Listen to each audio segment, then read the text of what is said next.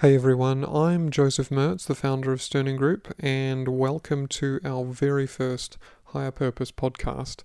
Higher Purpose is about value and practical takeaways. We work incredibly hard to ensure that we find speakers that can give you loads of practical takeaways for upskilling and personal and professional development.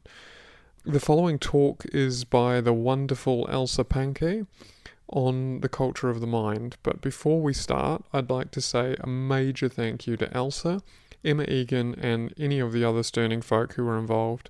Enjoy.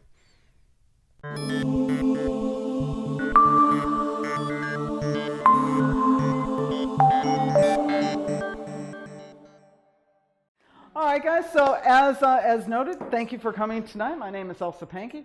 We're going to be going through this presentation tonight, and there's just a couple of housekeeping things that I'd like to shout out before we start. So the first thing is, if you have a mobile phone, please turn it off or put it on silent. Nothing like a ringtone to completely distract me, and then I have to go back to the start of the presentation. We could be here until breakfast, okay? So make sure our phones are turned off. The second thing that I would like to share with you guys is tonight, the work that we're going to be talking about, I'm going to encourage you in between snacking and imbibing to actually take some notes. One of the things that we know as a result of neuroscience is that the human brain and technology have not advanced at quite the same rate.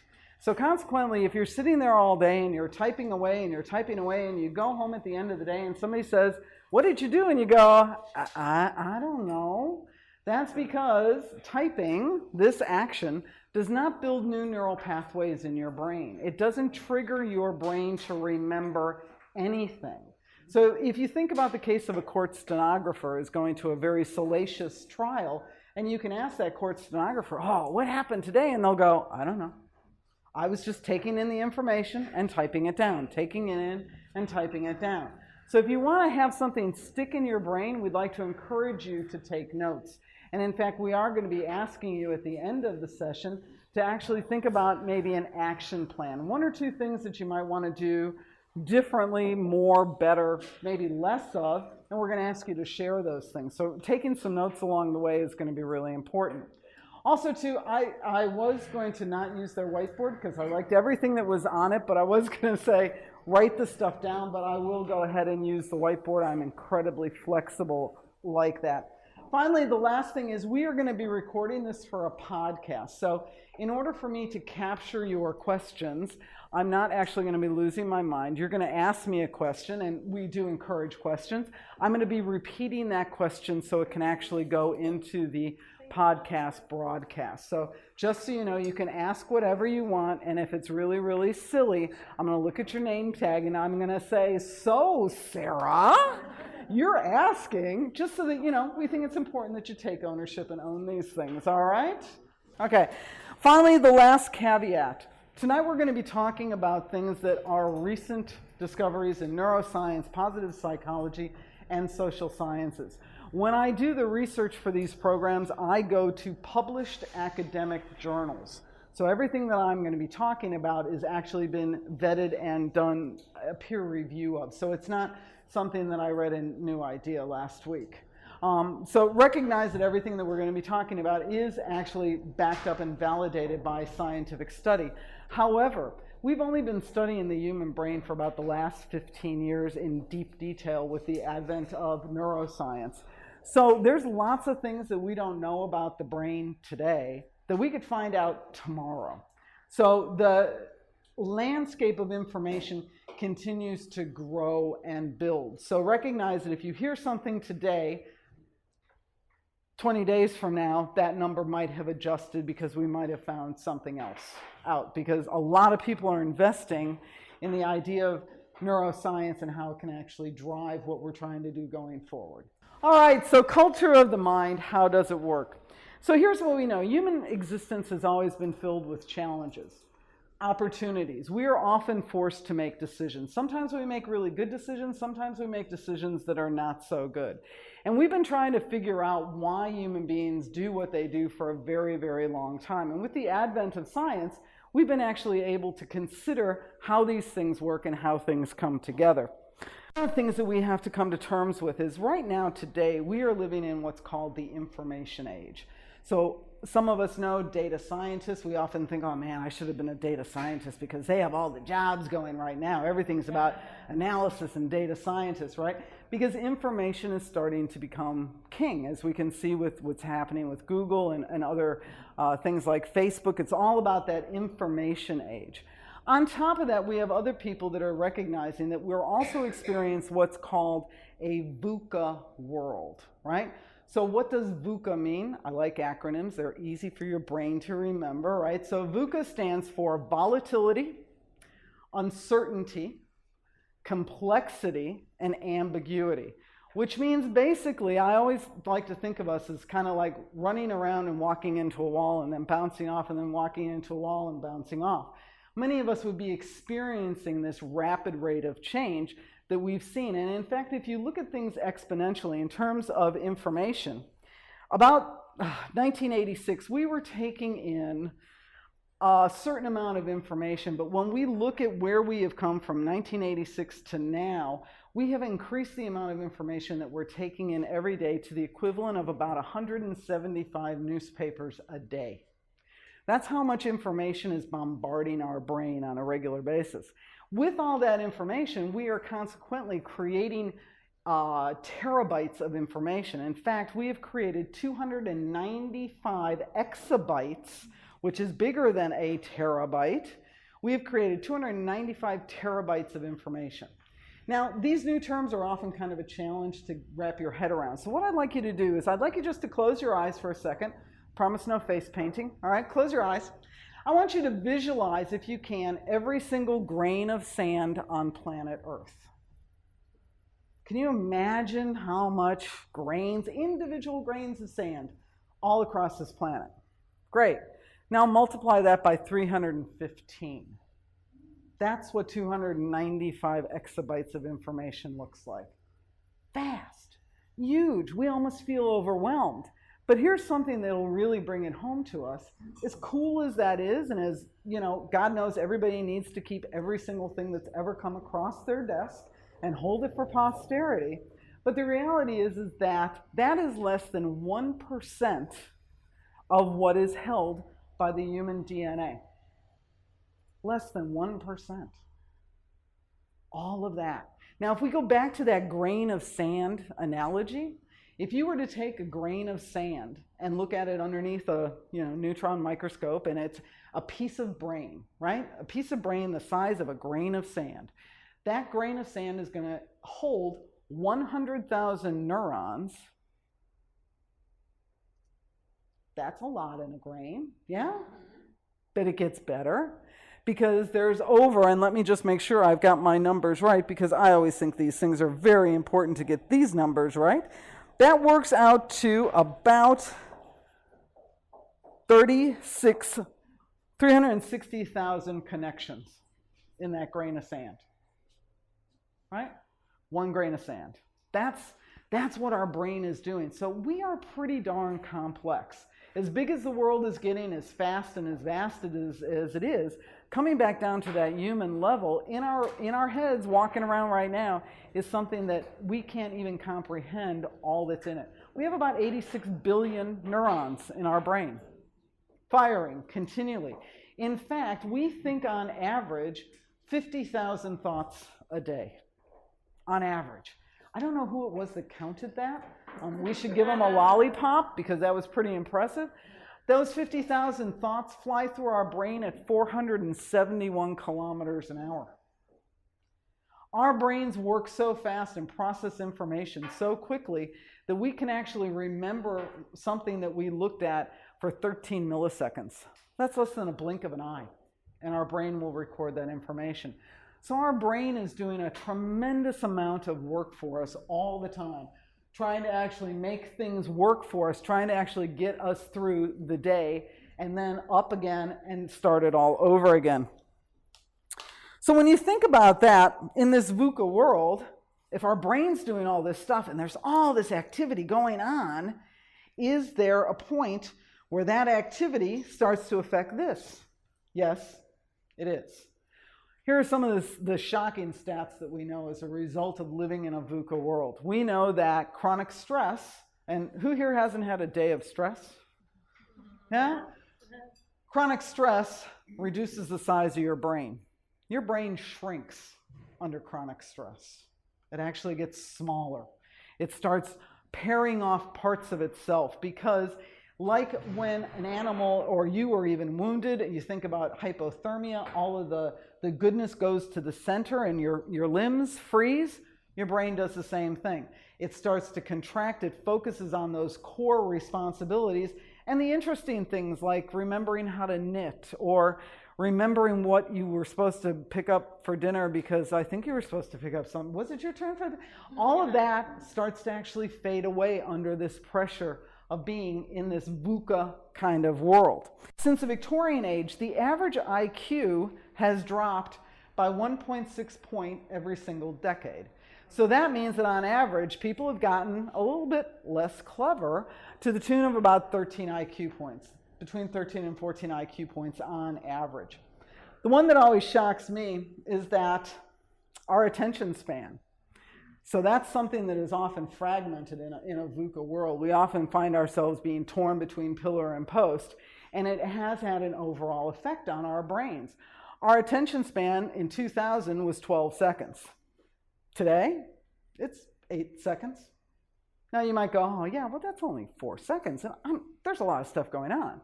It is, however, your average goldfish, their attention span is 9 seconds. So right now, the fish swimming in the bowl, bumping into it, going, was I here? Was I here? Was I here? Actually has 1 second longer of cognitive awareness than we do on average in terms of our attention span. So that means that we're getting bombarded. And the good thing about positive psychology, about neuroscience, is recognizing this bombardment and then kind of throwing up some things that we can do. How can we actually cultivate this culture of our mind? How can we keep it a little bit safer? And what does that actually mean for us? How does that work? So we know that as we learn a lot more about the brain, we're actually having to deal with an understanding level that we haven't necessarily been at before. Before we used to think that we didn't understand why people had mental health issues. We thought it was maybe something that they drank, their mother dropped them on their head. All these different things would come up with reasons as to why things weren't working. But the reality is knowing and understanding the stress that our brains get put under, there are reactions. And what neuroscience has found is that what you think up here has a cascading effect through the rest of your body. So things that happen in our lives, marriage, divorce, moving house, losing your job. And what will happen is all of these emotions will start to surface, right? And we can see some of those things that actually we go through when we're faced with difficult situations. Now, most of you being from an HR background, you would be familiar with Maslow's hierarchy of needs. Yes? Yeah, we have some notice there. That came out in the 50s as psychologists were trying to understand, what are people doing? Why are they doing what they're doing? Well, with the advent of more neuroscience research, we have a new brain-based model called the SCARF model. Now, the SCARF model stands, and once again, it's an acronym, right? So let me tell you what it stands for. SCARF stands for status, certainty, autonomy, relatedness, and fairness. This model helps us understand what happens when we're sitting in traffic and we let somebody in and we're all happy about letting them in, and then they don't wave, and then we curse them out. Huh? That's really what this model is explaining, because scientists have found that your brain does not differentiate between emotional pain and physical pain. It registers both exactly the same. Anytime you are under threat, whether it's physical or whether it's in your mind, am I going to lose my job? You know, is my partner going to leave me? Oh my God, all this stuff going on. Your brain is recognizing that as if somebody was taking a hammer and bashing your toe. Your brain can't tell the difference. And every single time your brain is under threat, what happens is those cognitive abilities, what you need most to be able to make a really good decision, is compromised when you're under threat, right? It can actually make people almost freeze, right? They don't know what to do. We talk about, when you're pushed into a corner and you're under physical threat, what happens is your amygdala, and that's located at the base of the back of your brain. It's called the lizard brain. It's the oldest part of your brain. It's how we kind of all started. That lizard brain will actually release norepinephrine, which will actually make you either want to fight, so hit somebody, right?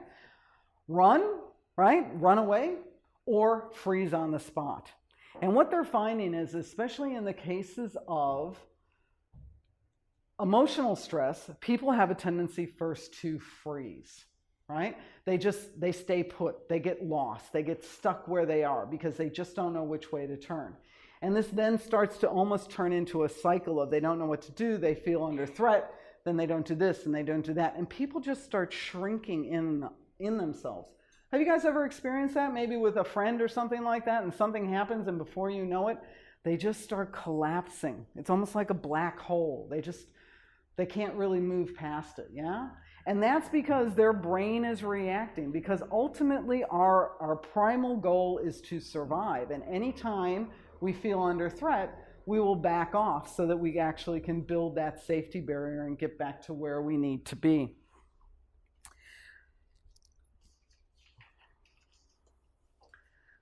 So when we think about this processing and this ability to do this, even reading the words on the screen right now is affecting your brain. Recognizing those words as negative emotions, your brain is processing it. It's putting up a little bit of a kind of a resistance, right? That's why we talk about, are you talking positively or are you talking negatively? And we're going to talk about self-talk later on. Just reading the words is making your brain react to it. So what we want to do is we want to change that for you, all right? So let's think about soft and fuzzy things and let's clear off that negativity off the top of your brain. Now, I'm sure some of you oftentimes feel maybe a little bit guilty when you're watching those hedgehog videos or the sloth videos or the funny videos, but the reality is that's really, really good for your brain. It helps your brain reset. It helps your brain get back to where it really wants to be. So when we think about how does this all work, and I will go to the whiteboard now because these are bigger words. We have around 9 key chemicals that affect our brain. Some of those chemicals are generated from our endocrine system. Those are our hormones.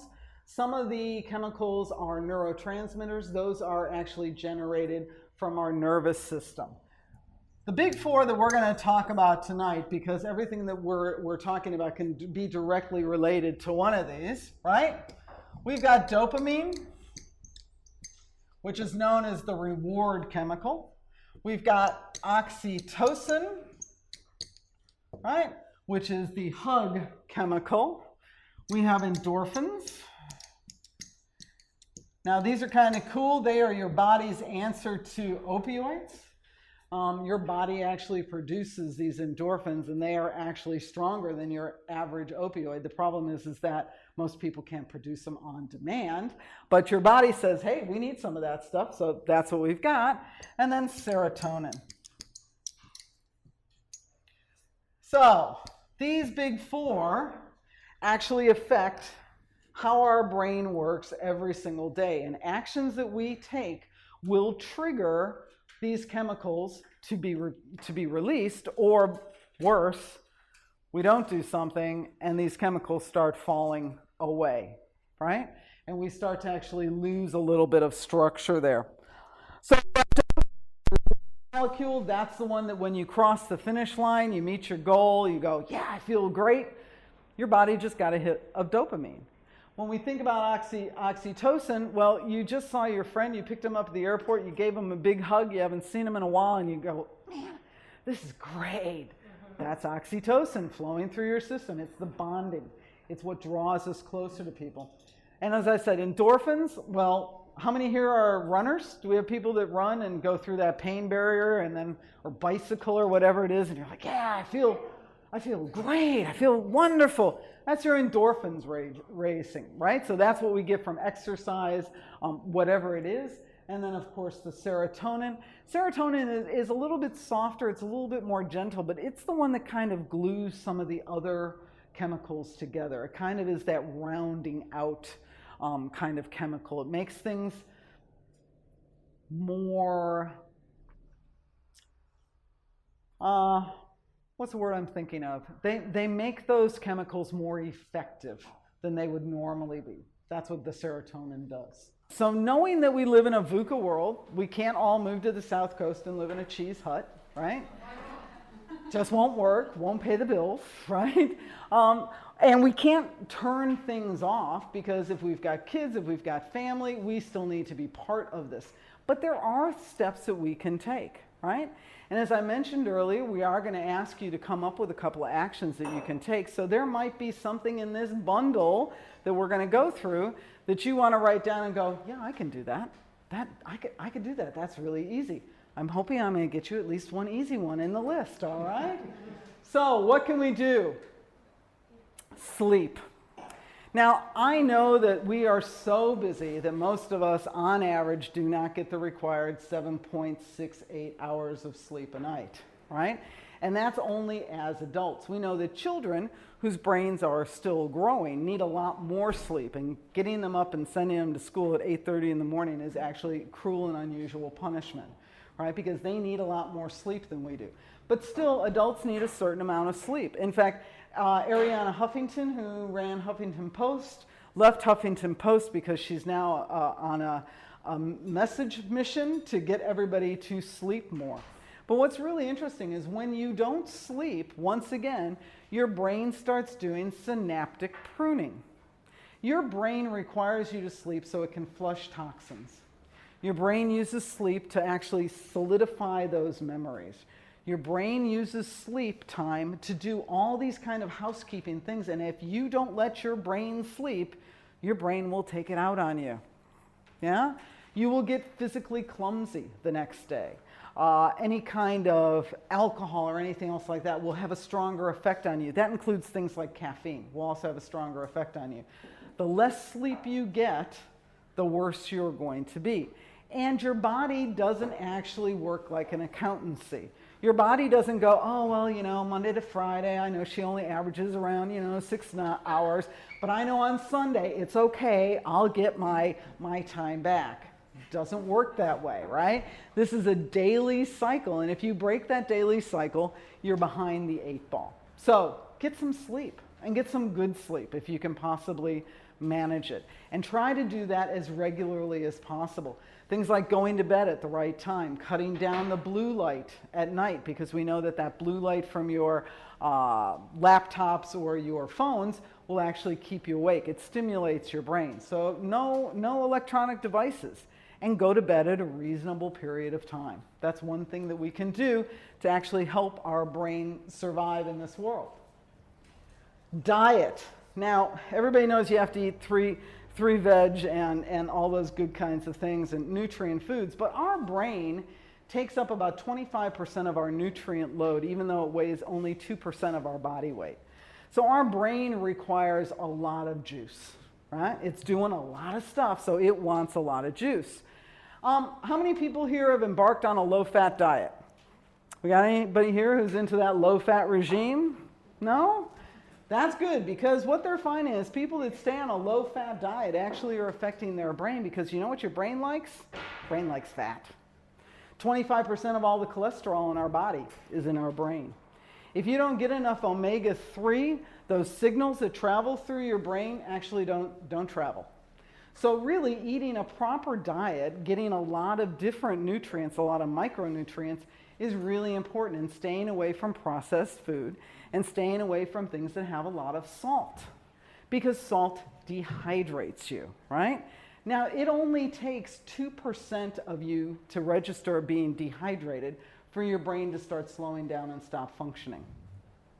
So you go a couple of hours, you think, yeah, I don't need anything to drink, I'm not thirsty, that's fine. Your brain's going, no, really, seriously, have something. Really, even if it's only coffee, just have something. Because your brain requires liquid in order to keep on going. So thinking about your diet, being a little bit more conscious and recognizing that you aren't eating well so you look great. You're eating well so you think great. It's a whole different perspective on what we really need to think about, yeah? Learning. This is really one of my favorite bugbears. How many people here use a GPS system to travel everywhere? Without Surrey, you couldn't find the corner store, yeah? There was, a couple of years ago, I think it's been about maybe 15 now, they did a study with the cab drivers in London who drive the black taxis. As part of their, I guess, the stamp of approval to drive the black cab, they would have to memorize a myriad amount of routes in order to navigate around London with no GPS. They either had to know it or they had to go home. In fact, a good majority of the people would sit for this test several times. It would take them maybe sometimes 2 or 3 years to pass this test. But what scientists did when they were following these people who were doing this is they noticed that the gray matter, the part that actually is making connections in our brain, got denser and it actually increased in size. When you constantly rely on GPSs to get you anywhere, you're actually derailing your innate sense of direction. Once again, so what is your brain doing? Well, your brain's just snipping that bit away because you don't use it. The whole idea of learning is that every single time you learn something and you build a new neural pathway, it's almost like an electrical wire between two posts, right? Now, every single time information travels back and forth on that wire, you're building what's called myelin sheathing on that wire. That's almost like the insulation. So the more insulation you have on this pathway, the more times you've actually traveled this, you're learning new things, you're expanding this, that sheathing gets thicker and thicker and thicker, right? Which means that you can process that information much better. And your brain, as we know, neuroplasticity, your brain continues to grow. You can keep on learning things until the day you die, yeah? We used to think that once you got to a certain age, yeah, you can't teach an old dog new tricks. That's a lie. Yeah, that's a lie. We know that you can be 95 and jumping out of a plane. You can be 85 and learning how to play piano, right? There is nothing that actually stops you from learning except we get lazy and we stop. Is there a better way to learn? Because nowadays we've got information and stuff. We have videos, podcasts, like audio, and then things that we can actually read. Is there a proven way that's better to learn to kind of continue developing those? Okay, so the question from the floor has been, is there a better way that we can learn today given that we have so many options, be they visual, be they audio, be they whatever? At the end of the day, what's important for your brain is that you are learning and you are paying attention to it. So listening to a podcast might be a really great way to learn something, but not if you're on the bus looking at your phone and kind of scrolling through all your emails while you're listening to this stuff going in. That's not going to stick, right? The other thing is that remembering that so many people are forced into this typing scenario, the easiest way to really start learning things, write things down. Write things down. School. Yeah. Yeah. Oh. It's really difficult for kids today because they're almost being forced into a non-learning situation because of the technology. But the reality is that your average human brain doesn't, well, for women, our brain matures around the age of 18 or 19 because we, some would say never, no. The male brain matures at around the age of 25, right?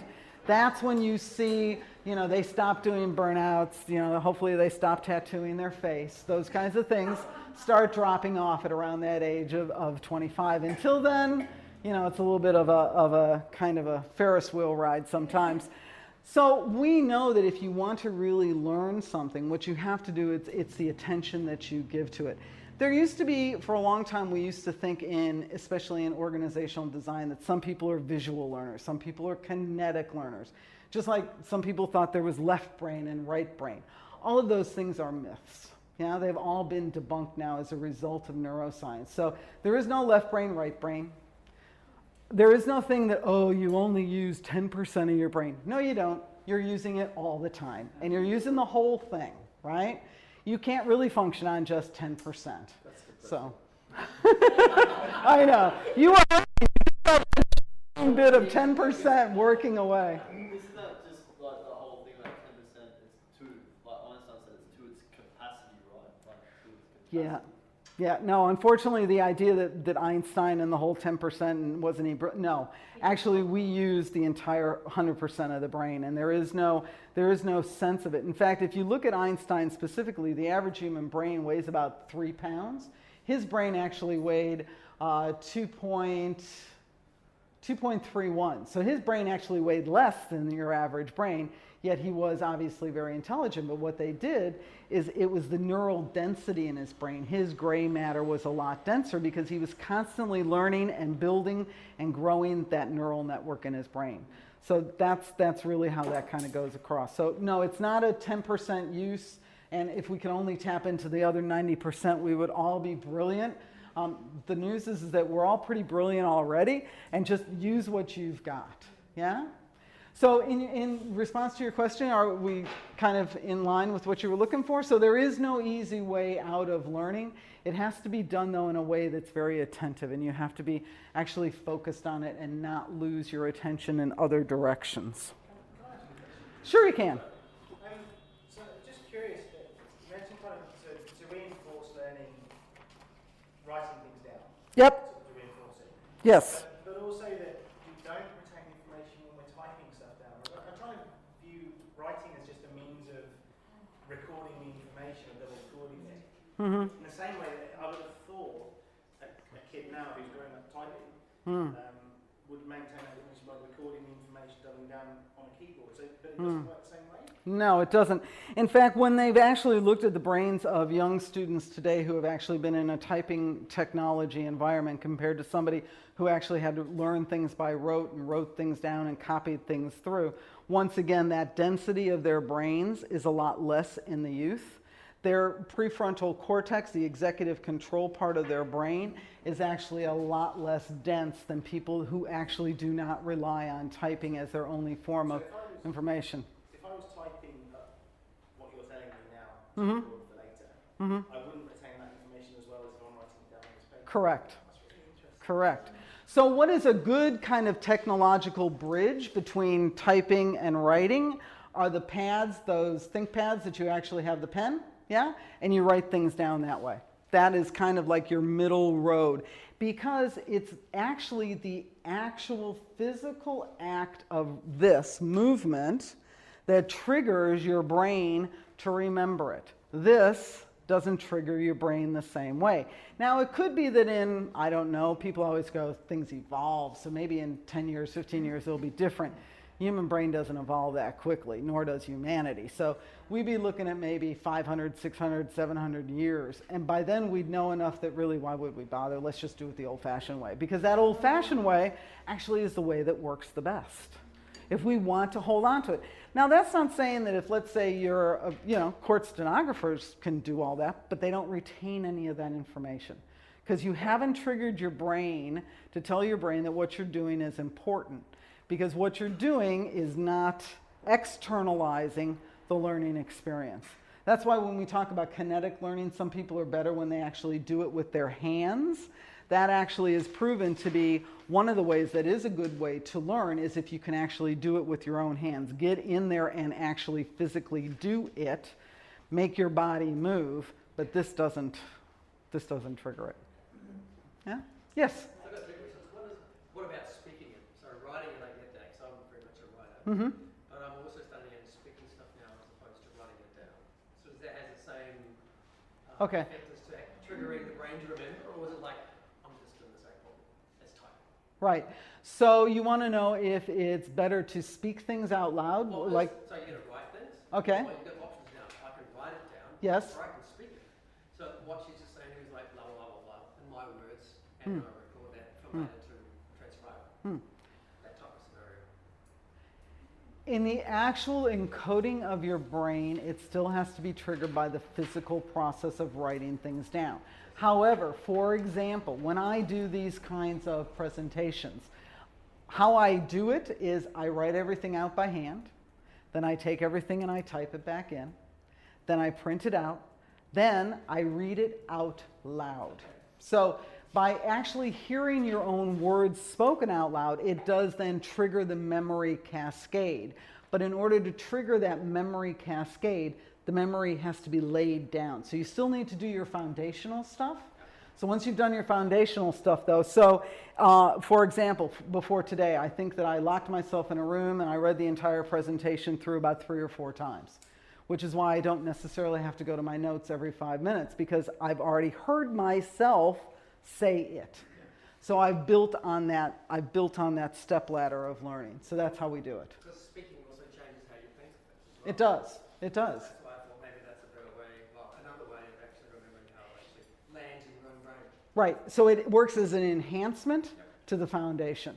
So I would definitely say, yeah, anytime you want to learn something, read it out loud, say it out loud, but you start with that foundation and then you build from there. So one more question. Sure. I have 2 from that.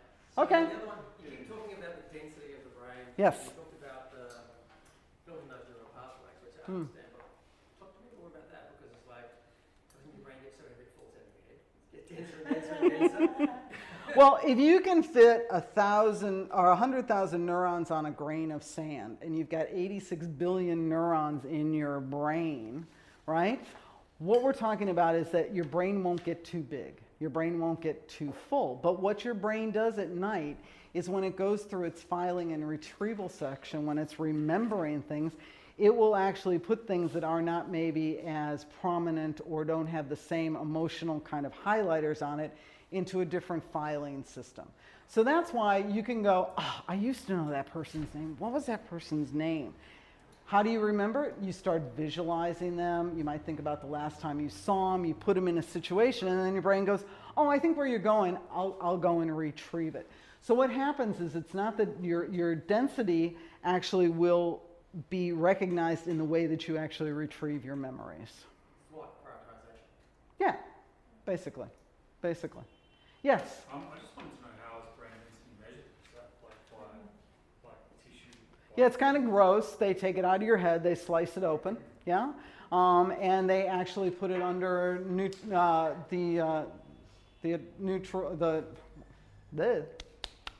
the really fancy microscopes. I retrieved that, right? Electron microscopes. Actually, they've gone beyond that. It's down to an atomic level. So, and that's what they're actually looking at. So they bring these things up under the screen, and there are slide pictures of them, and you can see the ones that actually are gappy and the ones that are actually, damaged.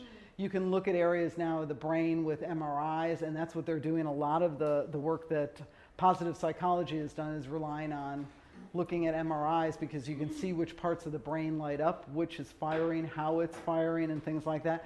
It's also the speed of the firing. So the more dense your brain is, the quicker the speed goes. When you've got gaps in between, things don't go as quickly. So the greater the density, the greater processing speed of your brain, because you've packed in everything and it can just bounce off of each other and have multiple connections. Yeah. Any other questions? This is good. I'm liking this. All right. So, gratitude.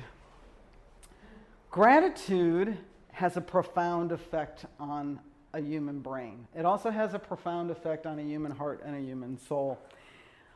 Once upon a time, when the world was a different place, we had a very strong religious structure, and everybody went to church every Saturday, Sunday, Friday night, whenever it was, and we were told to count our blessings. Count your blessings. Be grateful for what you have. And then something happened, and we stopped kind of thinking about that kind of stuff. Now, people are more inclined to think about, well, I want a new car. They've got a new car. I want a new car. I won't be happy until I get their new car. Then I'll be happy. Instead of thinking about, well, yeah, but you got a car, and it's paid off, and it works, and it gets you to where you're going. No. It's got to be new. Otherwise, it's not going to be good. When we think about gratitude, what happens is, by simply taking a moment to reflect on what we have, it gives your brain positive reinforcement. It also results in a big dopamine dump, yeah?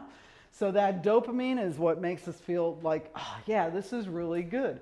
And and studies have shown by, the last 15 years now it's been going at least, when you practice daily gratitude, just like daily meditation, your brain is in a healthier and a happier place, right? Now, when we talk about gratitude, sometimes, you might think, oh yeah, I'm grateful. I think about it. But once again, what I'm going to challenge you to do, one of the things that you can do to actually improve how you think about things is start keeping a gratitude journal. Now, that can be a pad of paper, it can be a book, it can be whatever. Heck, if you want to type it, go ahead, right? But what we're talking about here is taking the time every day to write down 3 things that you're grateful for, right? Now, when I talk about being grateful, it can be from, I made it to work on time. I didn't have to sit next to the person who drives me nuts at work. My child came home and did really well on their test. Doesn't have to be major things, but just oftentimes what happens in that VUCA world, that good thing goes away. How many of you can remember yesterday what was the best thing that happened to you yesterday? Got any calls on that? Anybody can remember? Think back that far? Pardon me? I had really good food. Oh, okay, so you had a really good meal. Food and sex and gratitude actually light up the same parts of your brain. Yeah? So your brain's working well, it's remembering the food, that's a good thing. So just taking that action of writing those things down. Now, we talked about neural pathways, we talked about learning. So if you're going to do and embark on the gratitude journal process, what I'm going to suggest that you do is you commit to that for 6 to 9 weeks. It takes between 6 to 9 weeks to build a really strong neural pathway in your brain. And what happens is the more you are grateful, the more you will see things to be grateful for, and it starts to create almost a virtual circle of things. And when you do have that bad day, right, as we all have bad days, right, what you do is you go back into your gratitude journal and you start looking at all the wonderful things that have been happening to you, and all of a sudden you'll go, life is not that bad. Being grateful is not necessarily about saying, oh, it could be worse. I could be, not have any legs and living in a slum and da-da-da-da. That's not what we're talking about gratitude here. We're just talking about in your daily life, every single day, something wonderful happens. In fact, for most people, more than 1 or 2 things happen. Capturing those, remembering those, writing those down is a really powerful tool. There's a movement in the States about maintaining gratitude and how it's important. And what they're doing in quite a few schools now and suggesting the parents do this too, especially with teenagers who are very caught up in, I need the next thing, I need those shoes, I need this, I need that, right? And you say to them, hey, aren't you grateful you've got a roof over your house, or a roof over your head, and da-da-da. And kids are like, no, not until I get my Air Jordans. Without Air Jordans, my life is just not worth living. So what they're doing now in America is they're suggesting that every single day when your child comes home from school, you ask them, what was the one cool thing that happened today? What was the one good thing that you're really happy for? You have them write it down on a piece of paper and you put it in a jar. And by the end of the year, whatever day you want to celebrate, it might be Christmas, it might be, Ramadan, it might be Easter, whatever is your special day, it could even be their birthday. Take the jar, dump it on the table, and start having them open up all those pieces of paper. And remember how cool their life is, how wonderful the things are that they have in their life. Recenter and refocus them in the now rather than constantly looking for the next step of instant gratification. Yes, sir? So I can do a gratitude journal. Excellent. I do it every day. I break the cycle on the weekends, I can do it here. But I think what's interesting is, so I've been doing it since the start of the year, so Okay. like 4 or 5 months now. I think what's really interesting is like those moments of what you just said is some days I just run out. Like I'm like, what am I actually really grateful for? But then you like trigger back to memories of your childhood and things, and you get thinking about things of like who you are and actually where you are today and how you got there, and you almost had that thoughtful moment, and it's also like a great moment of giving you a break from the busyness of the world you live. That's why I like doing it at work, because like if I'm busy, I need something to do, I'm like, alright, just take 2 minutes, just do it, 5 minutes, whatever it is. And, I try to write a paragraph on like, one thing that I'm really grateful for, and then just list a couple of different things as well. Yeah, and having that point, as you said, in a very busy life that's filled with lots of stuff. I mean, who here doesn't have a busy life? Anybody here not have a busy? Okay. So the busyness almost fills in and sucks all the oxygen out of the other things, and by actually carving out that time. Now, before you started doing your gratitude journal, were you in the same headspace? Do you feel that there's actually been a shift in how you look at things? Oh, I definitely feel there's been a shift. Yeah. Okay. So I came across this whole journey through doing a bit of meditation. Mm-hmm. And actually like listening to podcasts on the things, and yeah, just discovered what you just explained. Today that gratitude flies the same area of your brain as sex and food and that reward system or that long-term release of,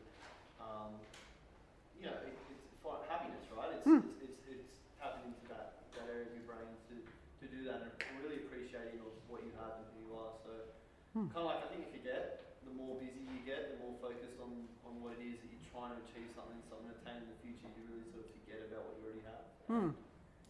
It's such a grateful thing, like to be appreciative of that, and really sort of, instead of looking externally for what you're always trying to attain, you take that moment and look internally. I think it helps you live in the moment too. Yes. Yeah. Instead of being caught up constantly in the next. It makes you happier. Yeah, it does. It does. And seriously, it makes you happier. Your brain's lighting up. Every single time you're grateful for that, wasn't that great? Wasn't that wonderful? And you pause and you reflect on it, your dopamine dumps into your system and your brain's like, ooh, yeah, this is a good thing, right? So think about that gratitude journal as maybe a way to kind of stepping into a better mindset. Self-compassion. So oftentimes we think that self-compassion is all about just, give yourself a hug. But the reality is that we are constantly talking to ourselves. Those 50,000 thoughts a day, quite a few of those are internal thoughts. They did work about in the 60s and 70s with kids in school, and they found that kids who had constant negative messaging would actually not do as well as opposed to kids who had positive messaging. It's called a self-fulfilling prophecy. If you constantly hear that you're going to be a failure, and then you start to internalize that you're going to be a failure, congratulations, you've got a real good shot at being a failure. Yeah? Because we're constantly reinforcing those ideas in our brain, we're building those pathways so that if something happens that digresses from that, we have a tendency after a while to dismiss that and say that's a fluke because I know I'm really like this, right? Taking that time for self-compassion, that's when we kick in with the oxytocin, right? Take a moment to be nice to yourself. If you find yourself, and we all do it, if you find yourself going, oh, geez, I'm just so stupid. How many times do we do that? Or, oh, how could I forget? Or we beat ourselves up, little things every day, chipping away at our sense of self all the time. And our brain, being a good little kind of note taker, is taking all that down and filing it away, taking it down, filing away. So what they have found is that you simply have to offset the negative at a rate of twice, right? So if you say to yourself, oh, man, I'm just so stupid, what you need to do is you need to pull back and go, well, maybe I forgot to do this, but I'm really good at that, and today I've done this. So once again, self-talk to yourself and feed back your own positive reinforcement to offset that negative reinforcement. Yes? Is there, well, I can't remember exactly, but something around when you're giving positive feedback to others, they say you should be giving 4 times, I don't know, something around that way. I think it was a Harvard study. Yeah. I think it's 5 times. 5 times. 5 times the amount or something. To kind of offset. So when you're giving people positive reinforcement, the idea is to basically do more than just, oh yeah, you're really great, but why didn't you do that, right? Yes, where you've got nice, and by the way, you stink. What happens is they remember that layer, that layer. Yes, sir. Was saying about that Harvard study, there was I think I saw a feed the other day, but by Deepak Chopra. Mm-hmm. But he was saying that they also did a study, but they concluded that for every time you're told yes, you can do something when you're growing up, you've been told no 17 times. Hmm. Yeah. So you can't do this, you can't be the better person, you can't this, you can't this, do this stuff, you can't be. Yeah. And you think about, we were joking before the thing started, talking about adult coloring and coloring in the lines. When you're growing up and you learn to color, they say you have to color in the lines. Don't color outside the lines. They color in the lines. Well, here's the thing. You don't have to color in the lines. It's your picture. You can make it look however you want to do that. But how often do kids get told, oh no, just go ahead and just run with that. Just, whatever, right? Oh, really? Is that like a purple zebra? Okay, fine, that's cool. Not, oh no, purple, zebras aren't purple. Zebras have to be black and white. We're constantly being funneled down this chute of you must do this, you have to do this, and if you don't do this, you're bad. And so what happens is we start internalizing all that, and it really starts to play havoc with our own sense of self. So be kind to yourself, right? Don't beat yourself up. Yes, sir? So, because the whole, luckily you don't even know that it's actually going in your head. So how do you actually make them aware that I'm actually talking to myself and it's actually not the truth? It's some story I made up in my head because my parents told me I was a bad kid when I was 5. So when you look at people that do psychotherapy, oftentimes what they ask people to do is once again keep a journal and write down the things that you say to yourself. Or in your case, you could just pick up a recorder and start actually saying out loud the things that you're saying to yourself in your head. But I'm saying people don't even know they're doing it. They're living in the world, they don't know that voice is there. Yeah. So I guess maybe it's a matter of if you don't know that the voice is there and you don't know that you're actually talking to yourself and it's not somebody else talking to you in your head, it might be a matter of actually having a conversation with people and letting them know. Because it's self-awareness, right? It is. It is. You can't hear the voice. Often a lot of people can't. How do you know that's going on the side of the back of your head? So if Do you, something about it, so yeah. you've got a choice right now. Yeah.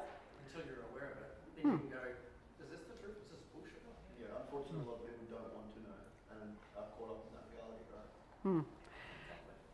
I think a lot of this is that you can lead a horse to water, but you can't make him drink. Chances are, if you've gotten to the point where you're starting to reflect on who you are, where you are, why you are, how you can make this better, there's going to be a crack in that self-awareness and all of a sudden you're going to open up to it. But there is no set rule that says that you can't die as dumb as the day that you were born. Yeah? You can go through life and be stupid and die stupid, die unaware, die unresolved. There's no guarantee. And people do it all the time. Yeah? We might know people right now who are just, living in this kind of quasi-environment where they don't go beyond the surface. Driven by what they can't even do. Oftentimes, yeah, oftentimes. So I think it's a matter of the minute that you are starting to question things, and if you know somebody who's starting to question things, you might be able to coach them. You might be able to talk them through that and encourage them to go down that path and really be willing to actually do a little bit of self-exploration. Life is not about winning the race, it's about running the race. It's about the journey. It's about getting on that thing. It's not about getting to the conclusion right away. And enjoy what you're doing while you're doing it. Otherwise, don't do it. Right? Life is too short. Don't do it. Circles. The circle refers to our circle of friends, our family, people that are around us. There was a movie a couple of years ago, and they talked about the 7 separations of kind of connectivity with people. Everybody is connected to Kevin Bacon. If you trace through 7 lines, you can get to Kevin Bacon. Well, with the advent of technology, these are one of the things that's actually changed. When we looked at where we were at then, technology was not where it is now. So what psychologists and social scientists have realized is that your circle of influence is down to, you are connected to everybody by 3, right? So a friend of a friend of a friend. That circle right there has a direct effect on your life. To anyone in the world. Well, it's in that circle. It's in that circle of influence, right?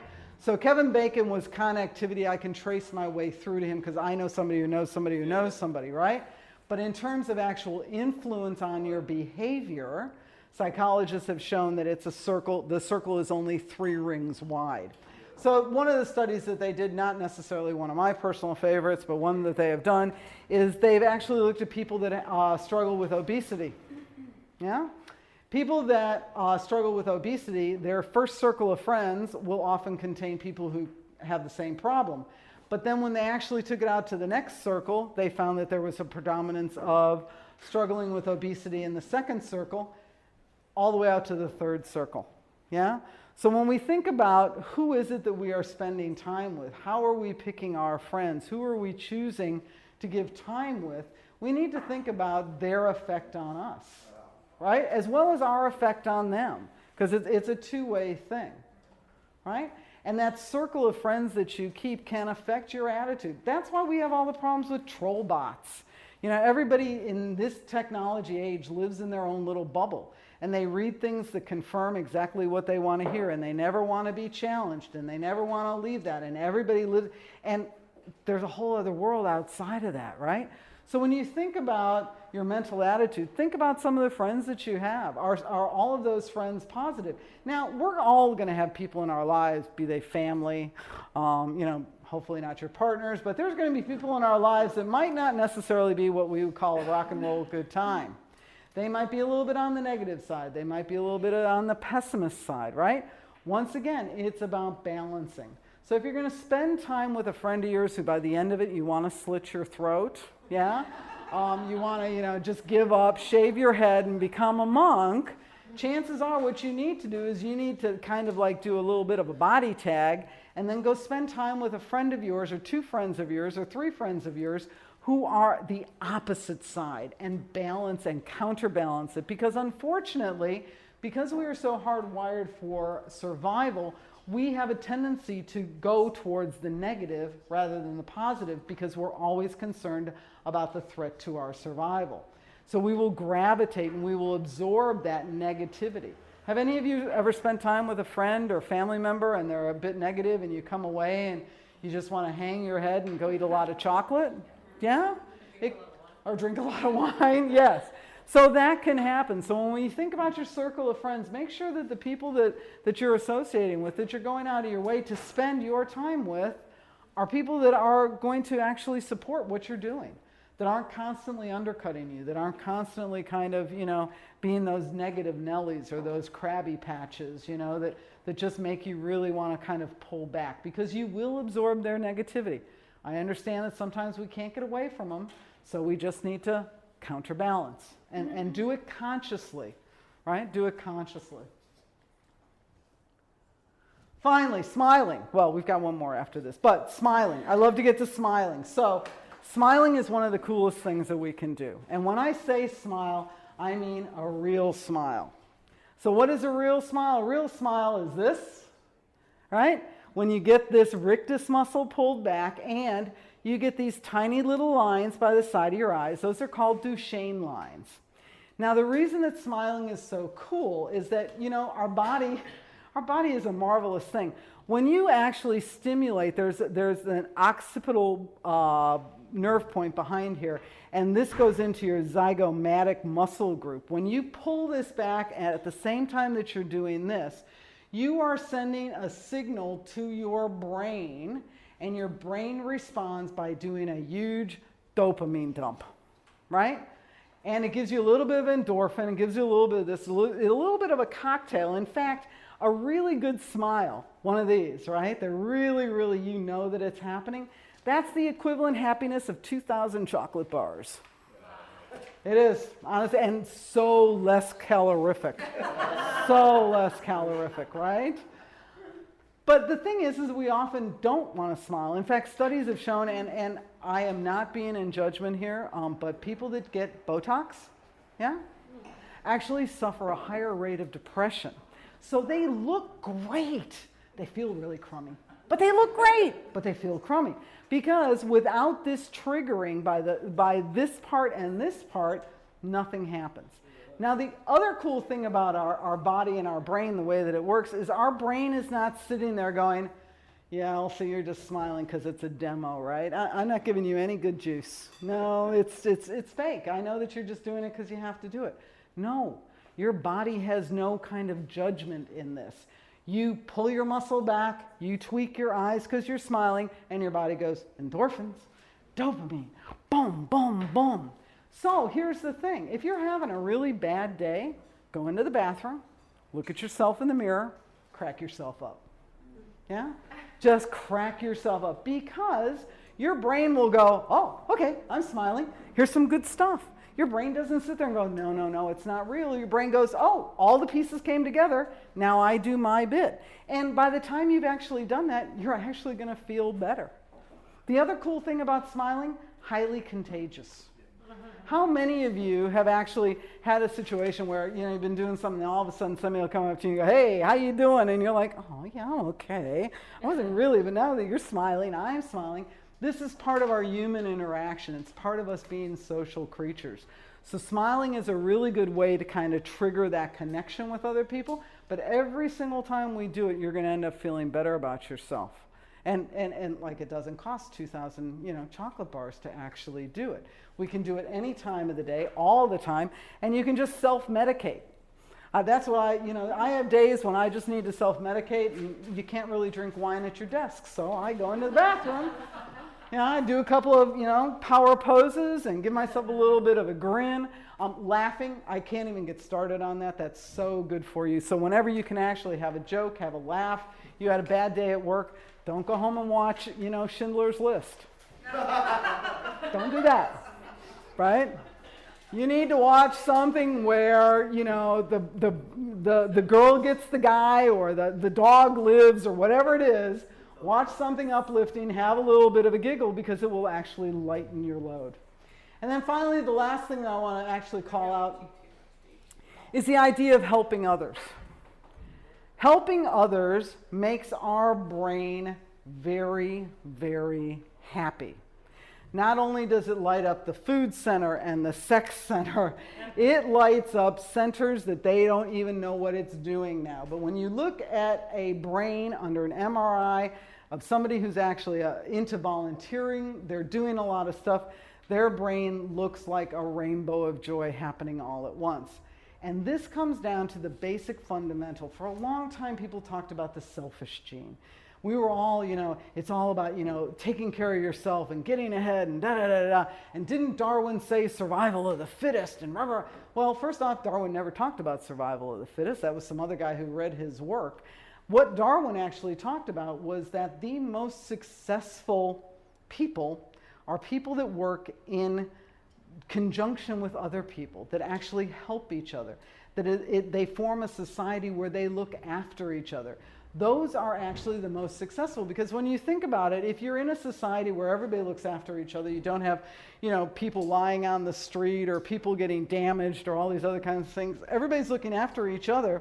That means that when you start reproducing and you're having children, those children are going to grow up in a safer environment, because you don't have all the extremes happening, right? That will actually guarantee survival of the species. That is what we are wired for. We are wired for being a social creature. We are wired to actually reach out to people and helping other people, just stepping up and kind of saying, hey, what can I do? Hold open the door, right? You know, help somebody, you know, kind of get into the bus. Help somebody with their shopping bag. It doesn't have to be a lot, but the minute that you do it, you will feel so good about yourself that there are people that actually get addicted to volunteering. Yeah? Because it becomes such a thing for them that they actually get addicted to it. There was this one person who kept on trying to give away their organs because they had donated a kidney and they felt so good. They just wanted to keep on giving away bits of themselves, right? Because it made them feel so good. There's a reason why Bill Gates is actually giving away money today, and it's not because it's a tax thing. It's because he wants to have a lasting legacy, and every single time he saves somebody, when he finally gets the cure for malaria, that's going to be pretty big, right? Helping other people. And we can do that every single day in just little ways. It doesn't have to be something big. You don't have to donate $1 million. You don't have to spend, 4 hours shoveling, your neighbor's backyard. Just hold open the door for somebody. Just that little bit, and you start to feel that buzz. Now, when you're going to help people, there's a couple of other things that I want to actually put on the table when it comes to helping people. So I like this. I think it was, did you have that up on the board? No one is, yeah. So no one is useless in this world who lightens the burdens of another. I love that. So when we get by with a little help from our friends, what does it look like? What does this empathy thing look like? Well, it's about making a connection. So empathy is moving beyond understanding or thinking about how you're feeling or how they're feeling. It's actually taking the time to actually understand what's going on with somebody. So sympathy is when you feel for somebody. Empathy is when you feel with somebody. There's a saying that talks about walking a mile in somebody's shoes, really kind of getting into their space. Empathy is incredibly important, and it's something that we've actually been missing. And there's now an empathy initiative happening across the world to start actually recognizing that we should not have to take action only after we see the body of a dead child on the beach. Shouldn't really take that for us to actually do something, right?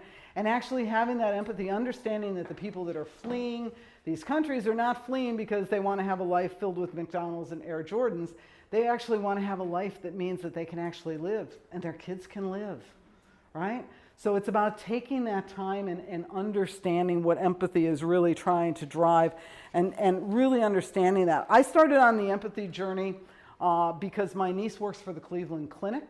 Now, the Cleveland Clinic is one of the premier medical institutions in America. They have the best doctors, the best equipment, the best everything, right? That's why I think one of the Kardashians had her baby at the Cleveland Clinic, right?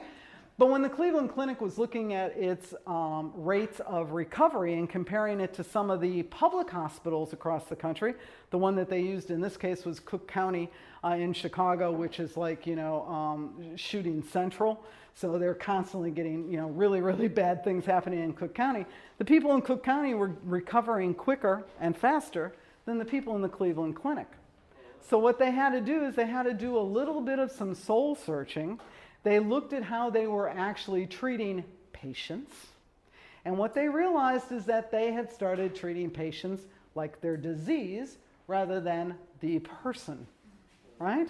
So they embarked on this big thing, and she got me watching these videos. So what I'm going to suggest to you is there are two videos that you might want to follow up when you want to really kind of get your head around the idea of empathy. The first one is the one from the Cleveland Clinic. If you go onto YouTube and you type in the Cleveland Clinic and the word empathy, there will be 3 videos. It's the first one that pops up on YouTube that you want to watch. The other 2 are good, but that first one I think is the one that really kind of helps you understand what we're talking about when we talk about empathy. And the caveat is, if you watch it at work, just be aware, you might end up crying. Yeah? We'll put it on the big screen, guys. Yeah. We did this at work, and I took my team into the room, and grown men ended up crying, right? So it will definitely kind of tug at your heartstrings, but that's what empathy is all about. It's understanding what these people are going through, really kind of taking the time to really walk that mile in their shoes. The other one that's a really great video is Dr. Brené Brown, personal hero of mine. She has a great video. You type in Brené Brown empathy and you'll get almost like a cartoony type of video, but clearly explains the difference between sympathy and empathy. The whole kind of juxtaposing of it is that empathy helps us connect to other people because you're saying to somebody, I'm here with you, right? It's not about saying the right thing or doing the right thing. It's just about going, you aren't alone. Loneliness can actually kill you. Yeah? Once again, your body starts shutting down, your body starts pulling back, and before you know it, we know that the body can actually trigger reactions as a result of the way that our autoimmune system works and the way our inflammation system works. So they're actually seeing that now things like loneliness can actually kill you. So empathy is about breaking through that barrier and just taking a moment and letting somebody know you're there with them, right? That's all it has to be. Because oftentimes that's all they want you to do, is just know that they aren't alone, to know that they aren't struggling. The cool thing that they're doing in England with the School of Life, they started an empathy museum, and I love this idea. I don't know how it's going to work for me because I've got really large feet, but they've got this large container, and they've got rows and rows and rows of shoes. And what you do is you go into the container and you pick a pair of shoes, You put the pair of shoes on, or maybe carry them under your arm in my case, and they give you a headset. And you walk around a meditation garden and listen to the story of this person while you're walking in their shoes. Yeah? Because we often don't stop and think about that. Everything that we do is always from our perspective rather than their perspective. A lot of us follow the golden rule, do unto others as you would have them do unto you. But what we're talking about now going forward is the platinum rule. And the platinum rule says, do unto others as they would have you do unto them. If somebody is looking for something, don't try to give them something else. Right? Ask them, what do you need? What do you need? What's going to work for you right here and right now?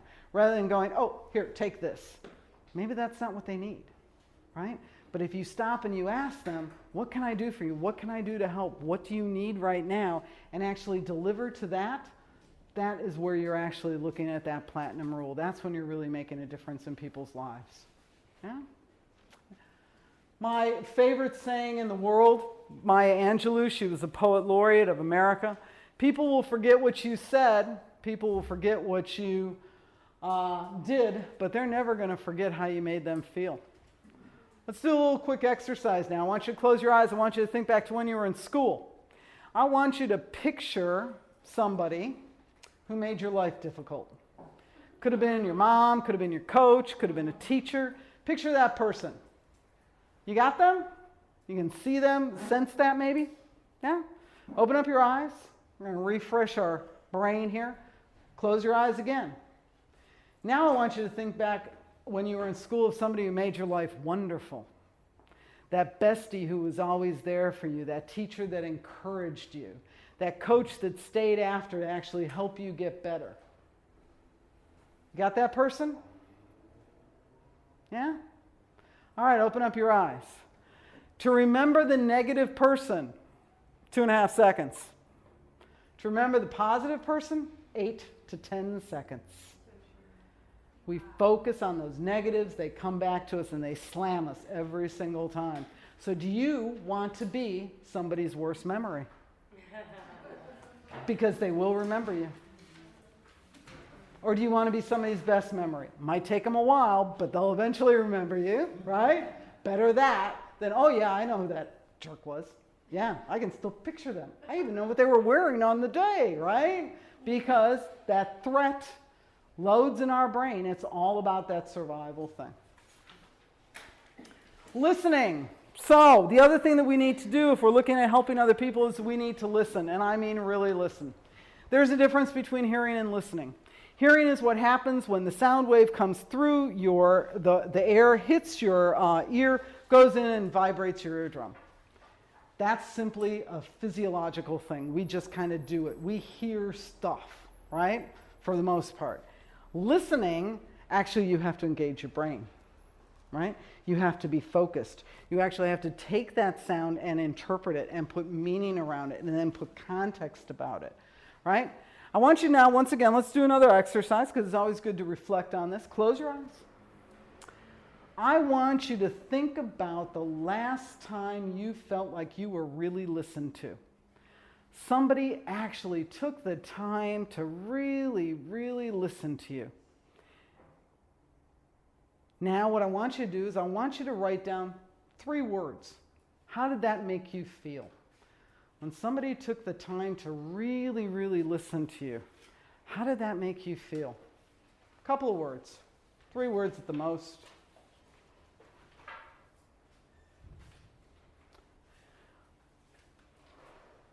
All right. Who would like to share one of their words? Relief. So, wow. Appreciated. Valued. Validated. Important. Empowered. Yeah. Going back to scarf. Status. Right? You took the time to listen to me. Right? That made me feel like I am validated. Right? Now, think about when was the last time you took the time out of your day to sit and listen to somebody and give them that same experience? Maybe not today. Maybe yesterday. Maybe the day before yesterday. All right? What happens is we get distracted. Once again, it comes back to that VUCA world. How many people here multitask?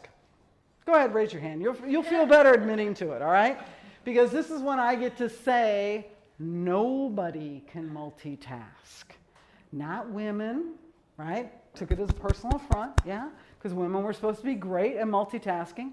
But in fact, nobody can multitask. Your brain wasn't designed to multitask. We get parents who always say, oh, you know, my kids, they can do everything. You know, they got the television on, they got the radio on, they're doing their homework, they're doing this, they're doing that, they got it all under control. Once again, less density in their brain because your brain's not meant to multitask. How many times when you go to talk to somebody, even let's say you're talking to your significant other and they pull out their phone and they're going like this, oh yeah, and how does it make you feel, right? Makes you feel like they don't care, like you aren't really connecting.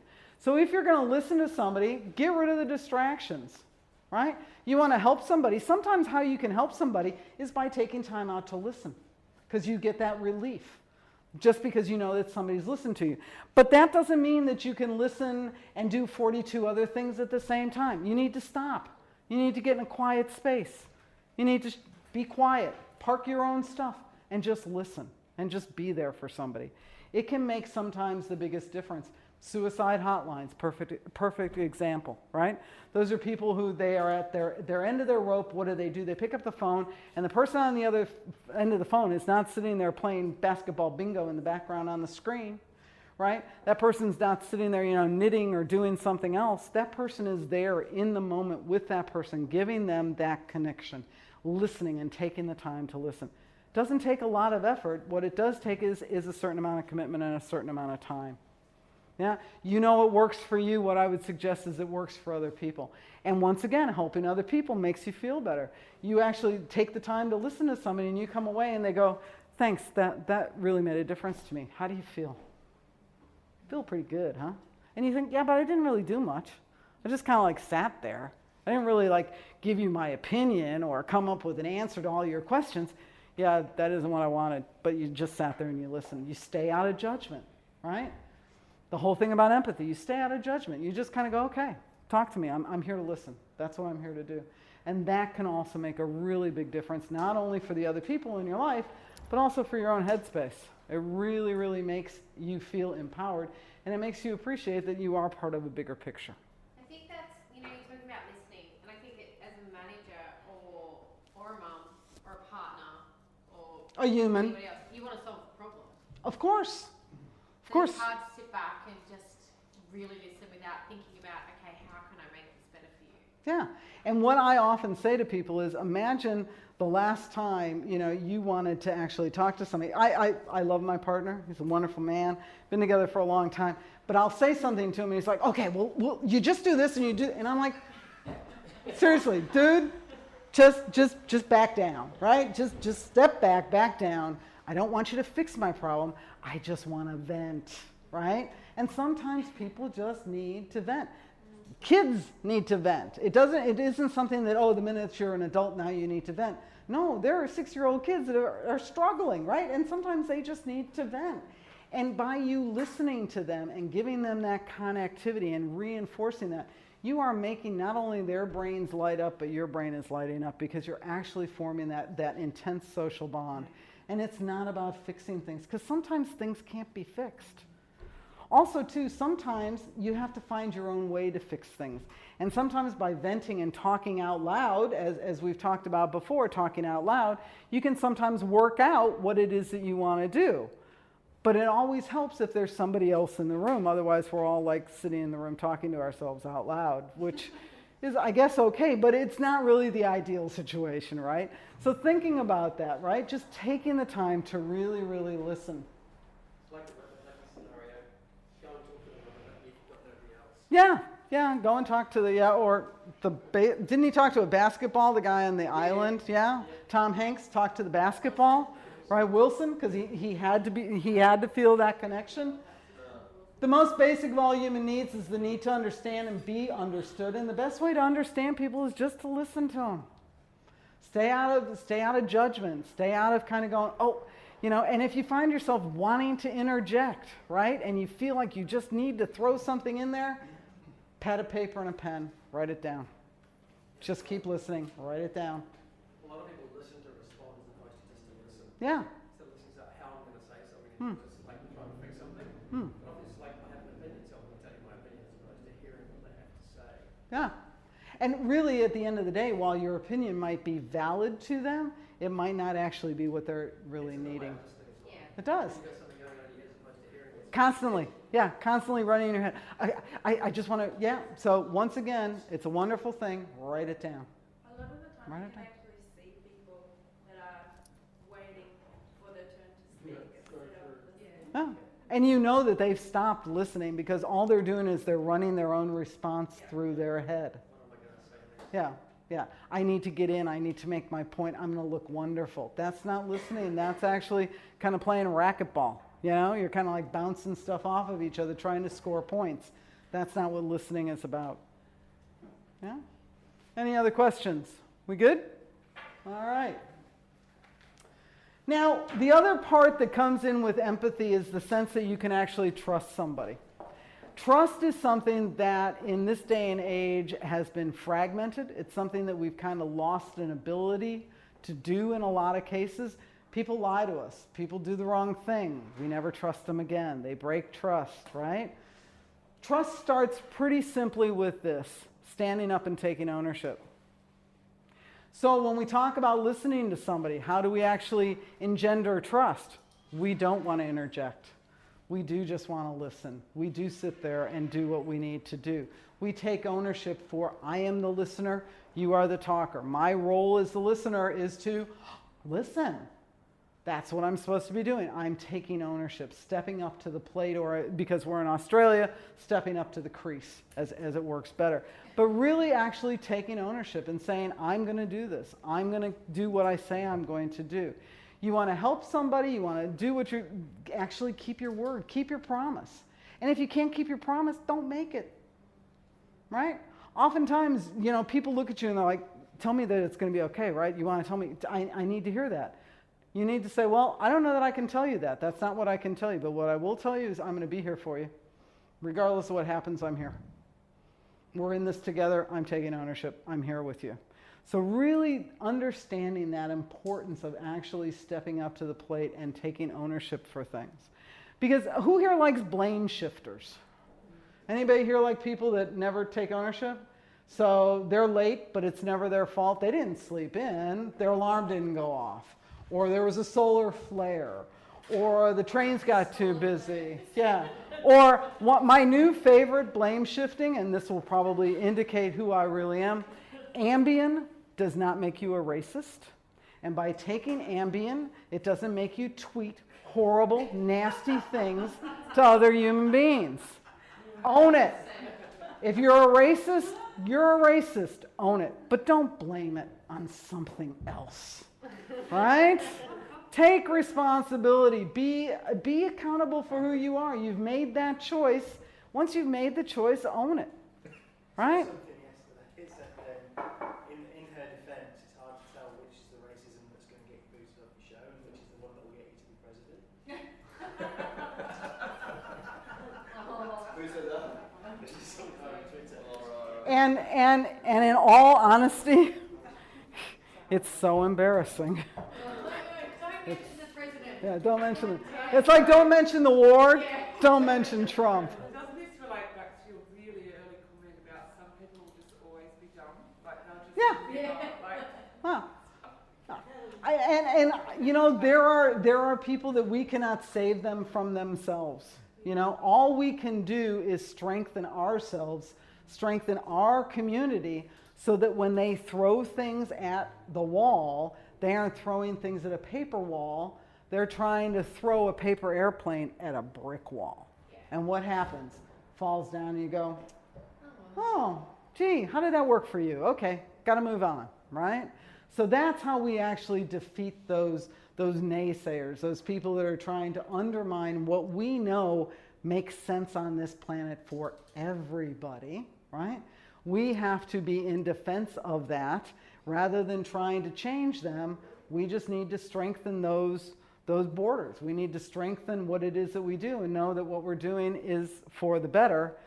Because some of these people can never change. Some of these people, I think sometimes, if there is a God, they put them in our path to just kind of go, what are you going to do about that? And you're like, I'm going to just go this way. I'm good.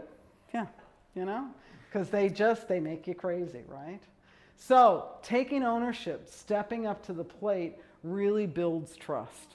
If you've lost somebody's trust, chances are you've lost their trust because you haven't done what you said you were going to do. You broke a promise. You broke faith with them. How do you do it? Well, to actually restore trust, you got to keep on doing what you say you're going to do and not drop the ball again. Because it takes a lot longer to restore trust once you've lost it. Yeah? So you got to stick with it. My idea is just try not to lose it to begin with. Take ownership. As you say you're going to do something, meet your commitments. Trust is the glue of life. It's the most essential ingredient in effective communication. It's the foundational principle that holds all relationships together. Without trust, how could we do anything when you think about it? If we didn't trust each other, would any of you be willing to get behind the wheel of the car and drive next to somebody? Because you're trusting that they're going to follow the road rules, aren't you? You're trusting they know how to drive the car, right? What if you didn't have that? What would we do, right? It's always that. Okay, so now it's over to you, right? So we've talked about a lot of things. We've put a lot of things out on the table. But unless you take the knowing into the doing, you might have well just stayed home and drank yourself quietly into the corner. So now is when we're actually going to ask you to put the pedal to the metal. So in your book, in order to carry a positive action, we must develop a positive vision. So I'd like you to take a look at the action plan that you've been given. Now on the top left-hand side of this action plan is what we call in coaching methodology the house of change. If you want to achieve your goal, whatever that goal might be, you need to make sure that the structure underneath that goal is solid. So let's just take one that pretty much everybody can generally relate to. So let's say your goal is to get fitter, right? You've decided that it's really important for you to be a little bit healthier. You really want to kind of be a little bit more, maybe do a little bit more exercise. So your goal is to be fitter. You need to think about what kind of behaviors do I need to put in place to do that? Is it going for a run? Is it walking the dog? Is it joining a gym? What are the behaviors I need to do in order to support that goal? Then you come down to the emotions. Well, nobody likes getting up and running in the dark at 5:30 in the morning in the winter in Sydney. It's not fun. But if I get up every morning going, running in the dark is not fun and I really hate it, and right? What's going to happen is you're not going to achieve your goal because you're kind of shooting yourself in the foot. So what are the emotions you have to have in order to support your goal? So your emotion for getting fitter and getting up in the morning might be, I don't necessarily enjoy this at the beginning, but I know at the end I always feel better. I'm going to feel good for the rest of the day by actually doing this. These are the kinds of things, getting that emotions. Your thoughts. So what thoughts are you going to have in this process? Am I getting fit for somebody else? Am I getting fit to make somebody else happy? Or am I really getting fit because this is important to me? Because if it's important to me, I need to align my thoughts. I'm doing this not because I want to sacrifice fun, but because I want to actually build an advantage. I want to actually be healthier. I want to be fitter. And then finally, your environment. Oftentimes we overlook this when we're looking to change, right? Oftentimes we want to get fit, but we still actually have that entire box of wagon wheels on the shelf. And we know it's there, and we say we're only going to eat one at a time. But the reality is that might actually need to go to God, go to your work colleagues, help share that around. When we think about environment, it might be a matter of the night before you go to bed, put out your running clothes. Get your shoes out so you aren't getting up in the morning stumbling around in the dark. The stuff's there. Your gear is there. So if you want to facilitate change, you need to think about getting that structure in order to deliver that. So what I'd like you to do now is I'd like you to think about what are some things that I might do, even if you only come away with one action, awesome. What's something that I can do more of? More listening, maybe more smiling. What can I do better, right? What can I do maybe different? In other words, maybe stop doing something because stopping is just as powerful as starting. And what maybe do I want to do less of? So I'd like you to take about 3 or 4 minutes, 5 minutes, depending on how are we doing for time. I think we've Gone over. Yeah, We've gone over, guys. My little thing beeped, but we were having so much fun. So only take about 3 or 4 minutes. Just write down one thing that you're going to do, more, better, different, or less. Thinking about by when, with who, how often, right? And then I'll ask just a couple of you just to share those actions that you're comfortable with. So now the clock is like way ticking. I can talk underwater. That's what, yeah, one was less drinking this morning. Less drinking? Harding's okay. Are you going to separate the two? That's the hard way. Can I want to test whether eating 2,000 chocolate bars really is the same as having a smile.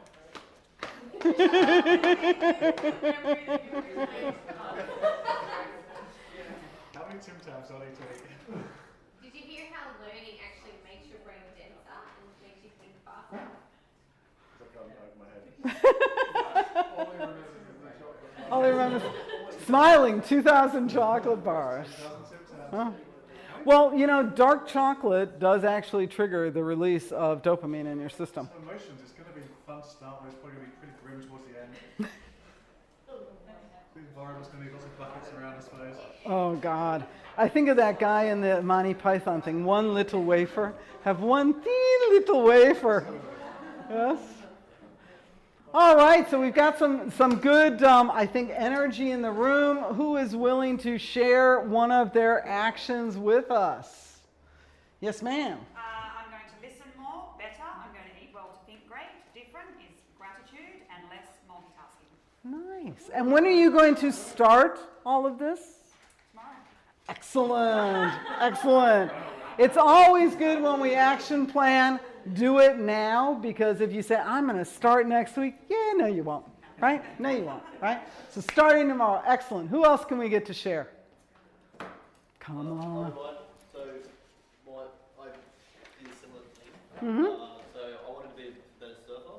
Mm-hmm. So, actually taking surfing seriously is just, that's fun. So, something I need to do more of is surfing and swimming.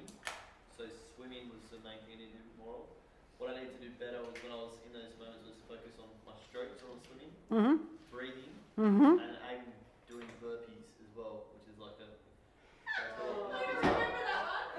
Yeah, so burpees.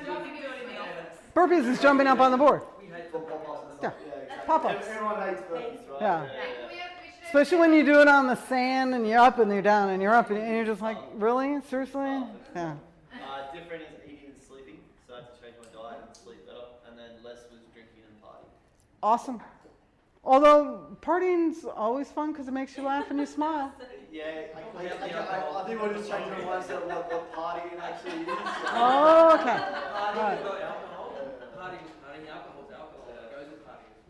And guys, like, I party a bit, so it's not like I'm not partying. Okay. It was when it was impacting my surfing, okay? So that's Fair enough. Fair enough. So if you know you're going to get up Saturday morning and actually hit the waves, drinking until 5 wouldn't work. Can I get anybody else to share an action? Let's make it an even 3. I'm happy to. Okay? Empathy, so more empathy and compassion. I've been trying to do that for years, and it's something I'm not hugely good at. You actually are, but you think that you're not. Well, 5 no, but years yourself ago. up, Joseph. All right. And eating and drinking better. They always take a back seat, which is really not good, especially with my health issues. Better, I want to listen more without always trying to find a solution. So I think that's something I do a lot of. And less multitasking.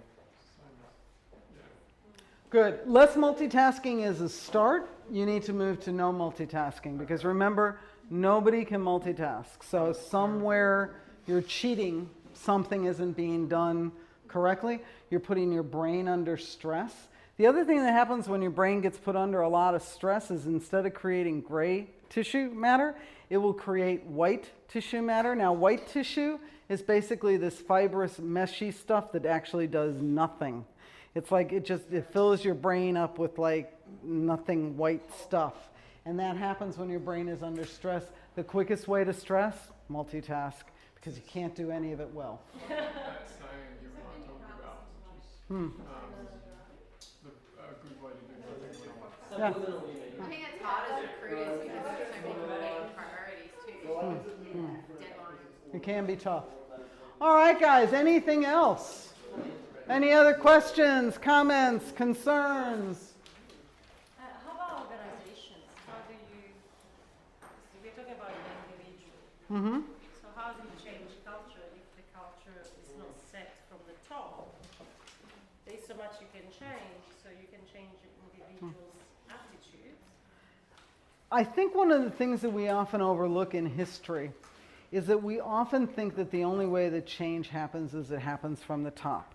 But if we look at our history lessons, and you look at things like, French Revolution, American War of Independence, the emancipation of slaves, that didn't start up here. That started down here.